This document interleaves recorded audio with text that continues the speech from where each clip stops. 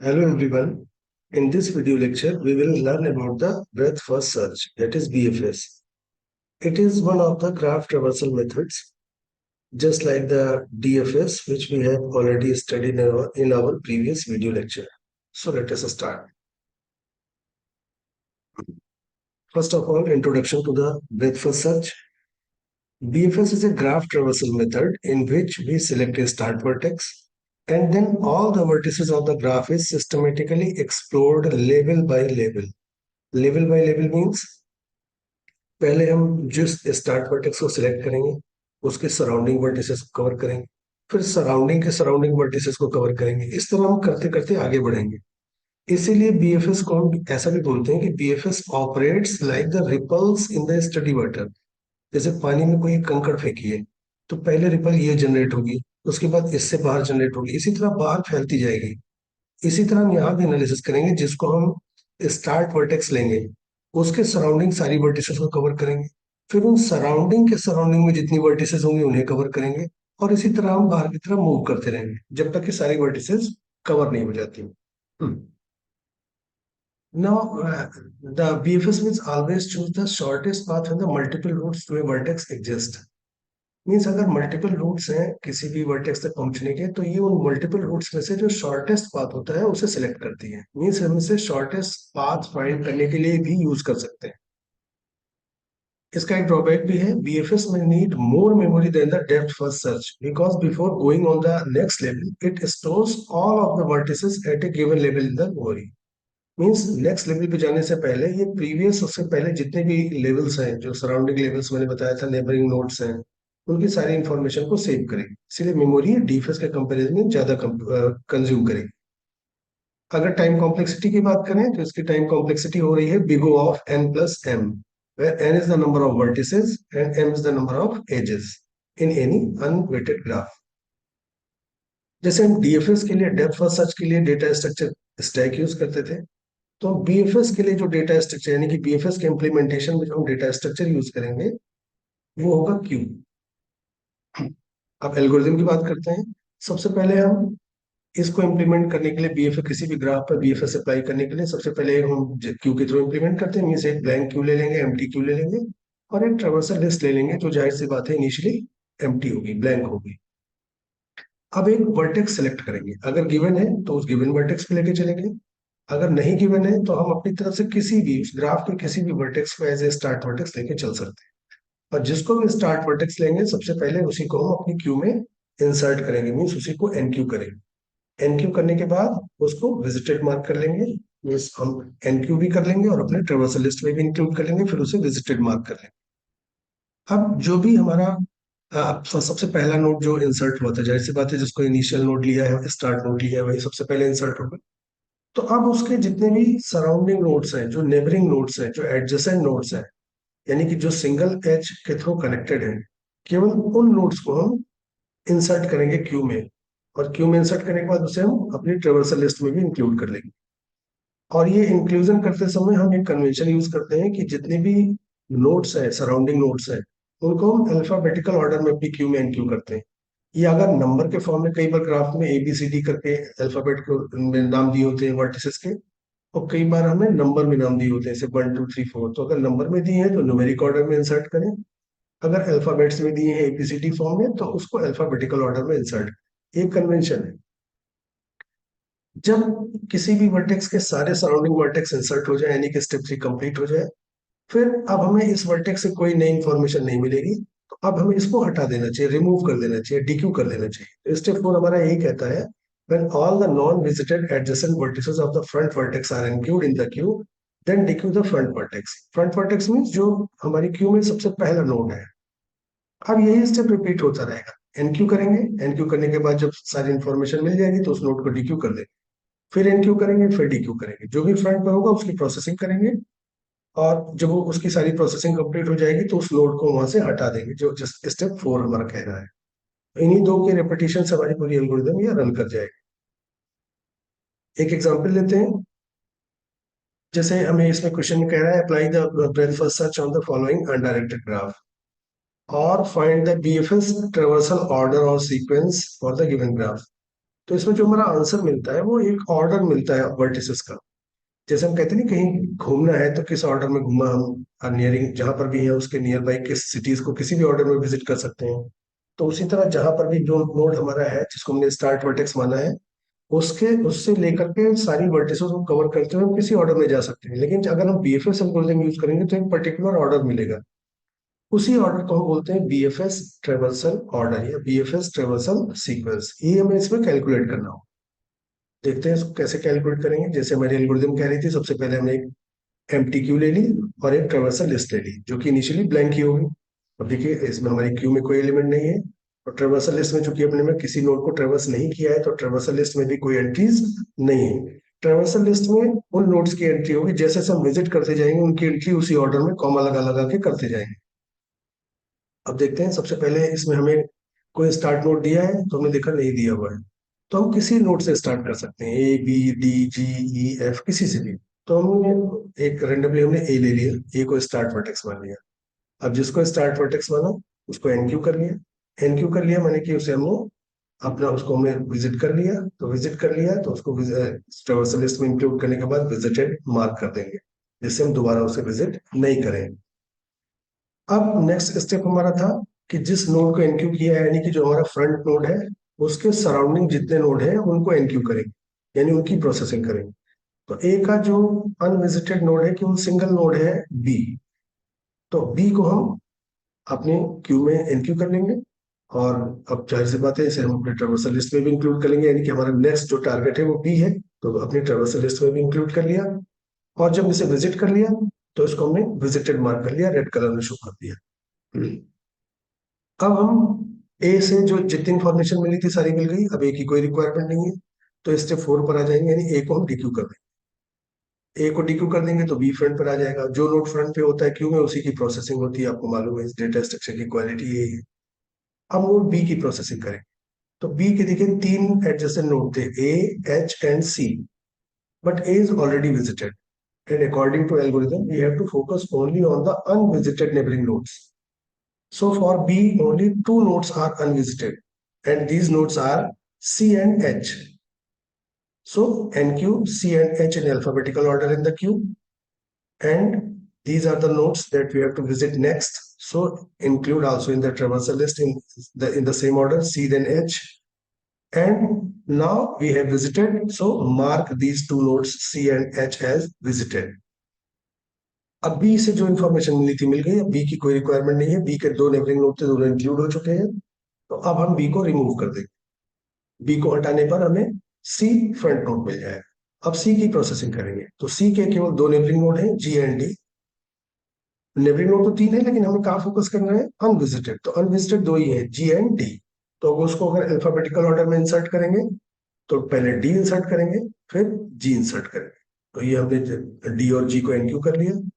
यही दो नोड है जिन्हें हम नेक्स्ट विजिट करने वाले हैं, तो अपनी ट्रांसफर लिस्ट में भी डी और जी के ऑर्डर में इंक्लूड कर लिया। अब चूंकि इन्हें विजिट कर लेंगे तो हम उनको विजिटेड मार्क कर लिया होंगे। अब सी की भी कोई रिक्वायरमेंट नहीं रही क्योंकि सी के सारे नोड कवर हो चुके हैं, तो सी को हम यहाँ से रिमूव कर देंगे, डिक्यू कर देंगे। अब एच हमारा फ्रंट पर आ गया। अब एच का केवल एक सिंगल नोड एफ है जो अनविजिटेड नेबरिंग नोड है एच के लिए, तो उसको हम ये अपने एनक्यू करेंगे और उसको हम ट्रावर्सल लिस्ट में भी इंक्लूड करेंगे क्योंकि नेक्स्ट हमें एफ को विजिट करना है। फिर हम एफ को विजिट कर लेंगे तो इसे विजिटेड मार्क कर लेंगे। अब हमने देखा कि एच से जितनी इंफॉर्मेशन मिल सकती थी नेबरिंग नोड की वो सारी भी, यानी एच के भी सारे नेबरिंग नोड कवर हो गए। एच को यहाँ से डीक्यू कर दिया। अब फ्रंट पे डी आ गया।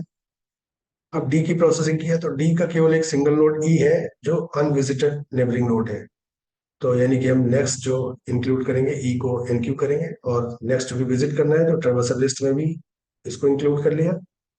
अब नेक्स्ट हम जब विजिट कर लेंगे तो ई को मार्क एज विजिटेड कर लेंगे।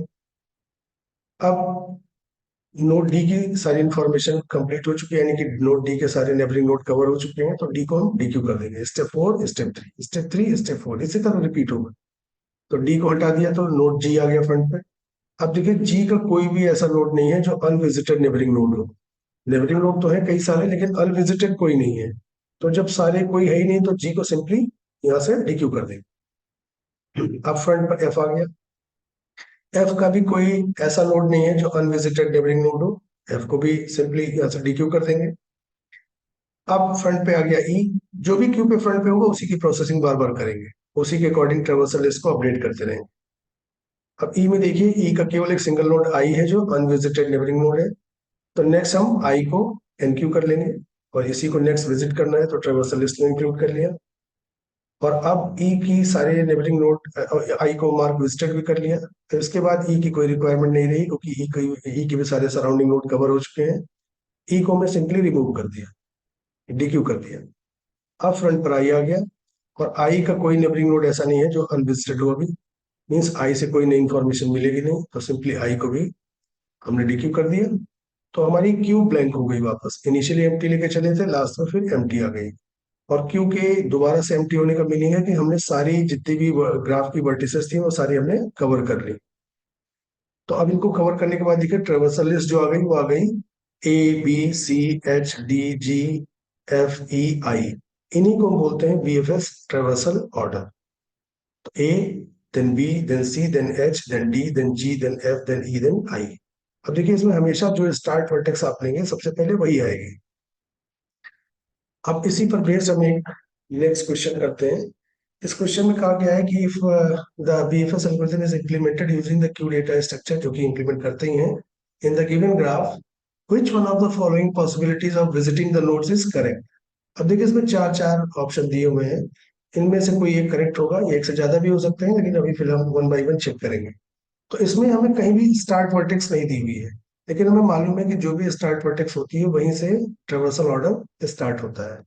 तो यानी कि अगर हम पहले नोड की एनालिसिस करें, फर्स्ट ऑप्शन की एनालिसिस करें, तो इसमें ए सबसे पहले आ रहा है, यानी कि हम इस वाले ऑप्शन में ये मान के चले हैं कि ए हमारा स्टार्ट नोड है।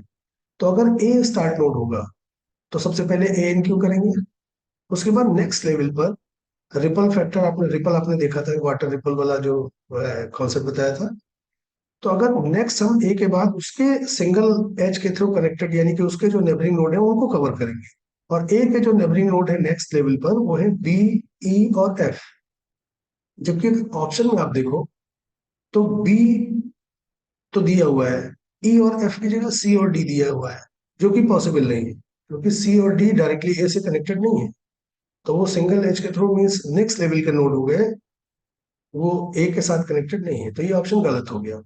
हम बार बार देखिए रिपल ये इमेज में बना रखी है, मीन्स अगर ए पर है यहाँ पर, तो ए से जुड़े हुए जितने नोड है पहले वो कवर होंगे, फिर उन नेक्स्ट लेवल पर उनके पड़ोसी जो है वो कवर होंगे, लेकिन यहाँ पर ए का डायरेक्ट पड़ोसी सी और डी नहीं है, इस वजह से ये ऑप्शन गलत हो गया। अब हम नेक्स्ट ऑप्शन, यानी ए रॉन्ग हो गया, अब हम बी की एनालिसिस करेंगे। बी का ऑप्शन यानी कि जो सीक्वेंस दिया है उसे देख के हम समझ गए कि बी से स्टार्टिंग हो रही है, यानी कि इसमें हमने बी को एज ए स्टार्ट नोड लिया हुआ है। अगर हम बी को स्टार्ट नोड लेके चले तो बी से सिंगल एज के थ्रू जितने नोड कनेक्टेड है वो नेक्स्ट लेवल पे कवर होंगे, यानी कि नेक्स्ट लेवल पर नोड आने चाहिए, वो आने चाहिए ए, ई और सी में से कोई आने चाहिए। लेकिन यहाँ हमने देखा ए और ई तो आ रहे हैं ऑप्शन में देखिए, लेकिन सी की जगह डी दिया हुआ है। डी पॉसिबल नहीं है, क्योंकि बी नोड से डी नोड डायरेक्टली कनेक्टेड नहीं है। तो ये ऑप्शन यहीं पर हमें गलत हो गया, यानी हम समझ गए ये रॉन्ग चॉइस है, तो बी को भी हमने अवॉइड कर दिया। अब आते हैं नोड, सॉरी ऑप्शन सी पर। इसमें देखिए ई से स्टार्टिंग हो रही है, मीन्स हमने ई को एज ए स्टार्ट वर्टेक्स लिया हुआ है। तो अगर ई को स्टार्ट वर्टेक्स लेंगे तो नेक्स्ट लेवल पर ई के सारे सराउंडिंग नोड कवर होंगे, मीन्स ए, बी और डी।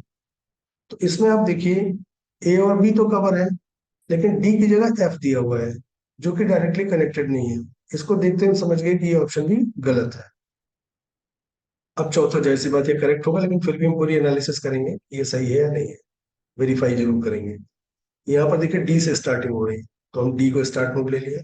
अब देखिए जब डी को स्टार्ट नोड लेंगे तो नेक्स्ट लेवल पे क्या कवर होगा, डी के सराउंडिंग नोड्स यानी सी, बी और ई कवर होंगे।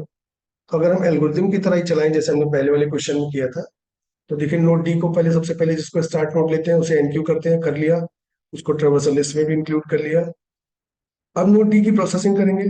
तो नोड डी के जो नेबरिंग नोड है, पहले स्टेप 3 में क्या करते थे हम, जो एनक्यू करते थे पहला नोड, उसके सारे surrounding node, adjacent node cover करते थे।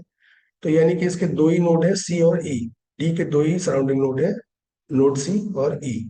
तो उनको अल्फाबेटिकल ऑर्डर में इस तरह कवर कर लिया, सी और ई। अब देखिए डी से कोई नई इन्फॉर्मेशन मिलेगी तो डी को रिमूव कर दिया। अब हमारे क्यू में फ्रंट पे सी, तो जो क्यू में फ्रंट पे होगा उसी की प्रोसेसिंग होगी। अब नोड सी की प्रोसेसिंग करेंगे, तो सी का केवल एक अनविजिटेड नेबरिंग नोड है बी, तो बी को यहाँ पर हमने इंक्लूड कर लिया और बी को ट्रावर्सल लिस्ट में इंक्लूड कर लिया। अब सी के सारे नोड कवर हो गए तो सी को रिमूव कर दिया। अभी हमारा फ्रंट नोड आ गया ई।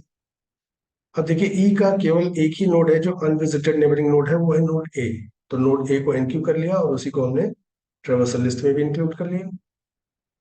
अब ई के सारी इंफॉर्मेशन, ई के सारे नेबरिंग नोड कवर हो गए तो ई को रिमूव कर देंगे, डीक्यू कर देंगे।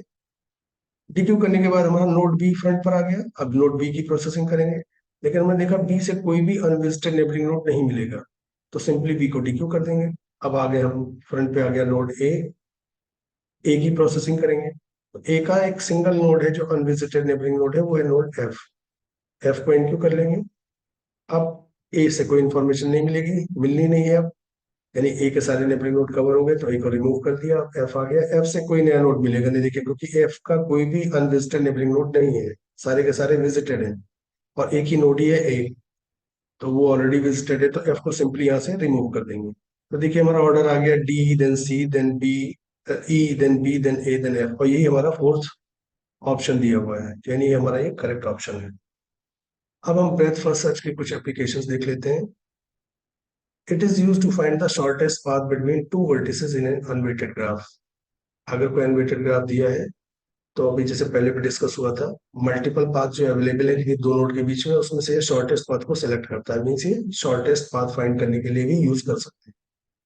ये राउटिंग एल्गोरिदम में भी यूज होता है, जीपीएस नेविगेशन सिस्टम में भी यूज होता है, और जब हम नेटवर्क एनालिसिस करते हैं तो उसमें कनेक्टेड कंपोनेंट आइडेंटिफाई करने के लिए भी इसका यूज करते हैं। कोई ग्राफ बाईपर्टाइट है या नहीं है, उसको चेक करने के लिए भी बीएफएस का यूज करते हैं। कुछ फेमस पजल्स हैं जैसे रूबिक्स क्यूब है, सुडोको है, इसको सॉल्व करने में भी बीएफएस का यूज होता है। किसी भी ट्री के नोड्स को अगर लेवल बाय लेवल प्रिंट करना है, क्योंकि देखिए बीएफएस कैसे चलती है, अभी आपने देखा था कि लेवल बाय एक नोड लेगी, फिर उसके सराउंडिंग कवर करेगी, फिर सराउंडिंग के सराउंडिंग को कवर करेगी। मीन्स अगर आपको किसी भी ट्री के सारे nodes level by level cover करने हैं तो आप प्रिंटिंग के लिए बीएफएस का यूज करिए। या आपको ट्री की हाइट कैलकुलेट करनी है तो उसके लिए भी बीएफएस काम आ जाएगा। नेक्स्ट यूज है वेब क्रॉलर्स में। It is use in the web crawlers to systematically explore the pages that are linked directly from seed URL. Now the next use is it is used in the social media network analysis.